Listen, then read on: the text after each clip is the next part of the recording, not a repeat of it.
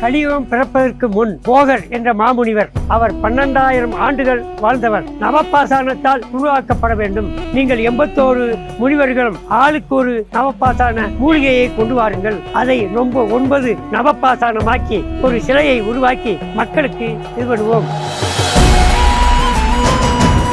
அந்த சிலையின் மூலம் மக்களுக்கு ஏற்படும் நோய்களை தீர்ப்பதற்கும் மருத்துவ குணம் கொண்டு அந்த சிலையை உருவாக்குவோம் என்று கூறி 5000 ஆண்டுகளுக்கு முன் அந்த சிலையை பழனி, அதாவது பழனி மலைக்கும் பூம்பாறை கிராமத்துக்கும் நடுவில் உள்ள ஆனமுட்டி என்ற குகையில் அந்த சிலையை உருவாக்கி தண்டம் கொண்டு உருவாக்கியதால் தண்டாயுதபாணி முருகன் என்று பழனியில் பிரதிஷ்டை செய்தார்.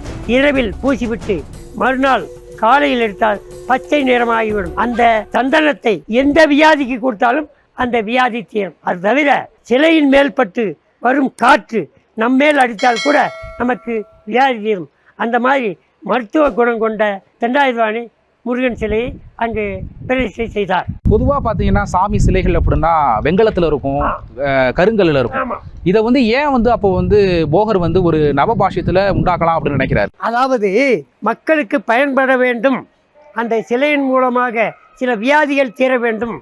ஆகவே அதை நவபாசானத்தால் உருவாக்கப்பட்டால்தான் அது மக்களுக்கு பயன்பெறும் என்று நவபாசானத்தை உருவாக்கினார். நம்ம இங்கே இருக்கு இல்லையா, நம்ம இந்த குழந்தை வளர்ப்பர் இந்த நவபாஷ்ய சிலை எங்கே ஃபர்ஸ்ட் இருந்துச்சு, எங்கே இருந்து இங்கே கொண்டாந்து வைக்கப்பட்டுச்சு?